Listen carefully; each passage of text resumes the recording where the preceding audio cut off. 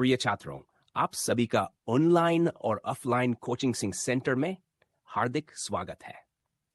मैं हूं आपका शिक्षक। अगला शब्द है निवेशमेंट।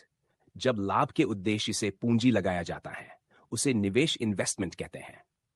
निवेश दो प्रकार का होता है, भारतीयों द्वारा निवेश, विदेशियों द्वारा निवेश, जिसमें महत्वपूर्ण है विदेशियों द्वारा निवेश।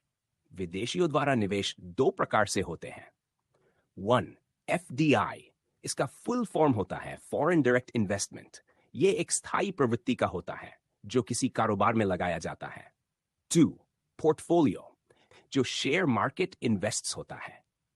यह एक अस्थायी प्रवृत्ति का होता है जो मुख्य रूप से ऐसे क्षेत्रों में लगाया जाता है जहां पैसे आसानी से बाहर आ जाएं। दूसरा शब्द है किसी कंपनी में लगे पूंजी को वापस निकालने की प्रक्रिया कहलाती है। दूसरे शब्दों में सरकारी संपत्ति को बेचना या परिसमापन करना विनिवेश कहलाती है। इसे 1991 में नई आर्थिक नीति के तहत अपनाया गया था। अगला शब्द है डंपिंग। किसी देश द्वारा अपने यहां उत्पादित वस्तुओं का मूल्य कम कर दूसरे देशों को निर्यात करना डंपिंग कहलाता है। ऐसा दो परिस्थिति में होता है। पहला, वस्तुओं का उत्पादन जरूरत से ज्यादा होने पर। दूसरा, प्रतियोगिता की स्थिति में। जब कोई देश किसी दूसरे देश को इकोनॉमिकल नुकसान पहुंचाना चाहता है तो उस स्थिति में डंपिंग की नीति अपनाता है। नोट, इसी सब पर नियंत्रण रखने के लिए WTO वर्ल्ड ऑर्गेनाइजेशन, विश्व व्यापार संगठन की स्थापना 1995 ईस्वी में की गई थी।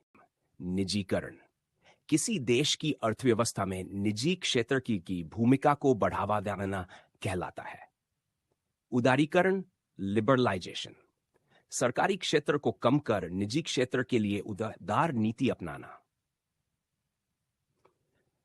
वैश्वीकरण, ग्लोबलाइजेशन, किसी देश की अर्थव्यवस्था का विभिन्न देशों की अर्थव्यवस्था से जोड़ना वैश्वीकरण कहलाता है। नोट, निजीकरण, उदारीकरण, वैश्वीकरण। 1990 की नई आर्थिक नीति में भारत में 3 प्रमुख सुधार किया गया था। और मिलते हैं अपने अगले वीडियो में। तब तक के लिए सलाम, नमस्ते, बाय बाय, अल्लाह हाफिज। अगर वीडियो अच्छी लगी हो तो इसे लाइक, शेयर और मेरे YouTube चैनल को सब्सक्राइब जरूर करें।